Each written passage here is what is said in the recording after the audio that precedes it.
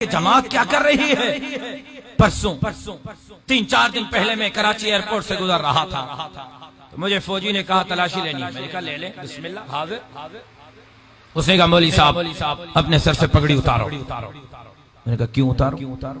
तलाशी लेनी है। मैंने कहा सुन लो, ये तो तुम हो, तुम्हारा बाप अमेरिका भी मेरे सर से पगड़ी नहीं उतार सकता। मैंने कहा मैंने ये पगड़ी सर झुकाकर चलने के लिए नहीं पहनी, ये पगड़ी सर उठाकर चलने के लिए पहनी है। आप पूछते हो ना जमीयत ने क्या किया है?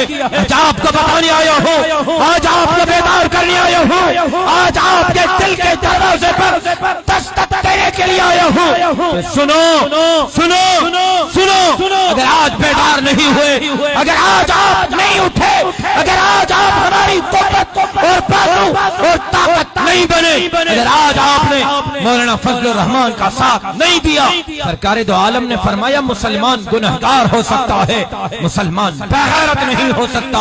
हम मानते हैं हम गुनहगार जरूर हैं, कमजोर जरूर हैं, नागर जरूर हैं, लेकिन बेगैरत नहीं है। जब तक हमारी जान में जान है, हम इस्लाम की भी चौकीदारी करेंगे, कुरान के कानून की भी चौकीदारी करेंगे, दाढ़ी और पगड़ी की भी चौकीदारी करेंगे। तो अपनी माँ, बहनों और बेटियों के सरों पर रहने वाले दुपट्टे और उनके पर्दे की भी इंशाअल्लाह चौकीदारी करते रहेंगे।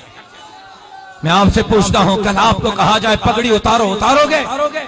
कल आपको कहा जाए दाढ़ियां मुंडवाओ, दाढ़ियां मुंडवाओगे?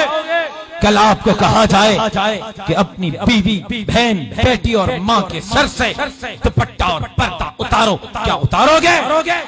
तो समझ आ गई कि जमीयत क्या कर रही है।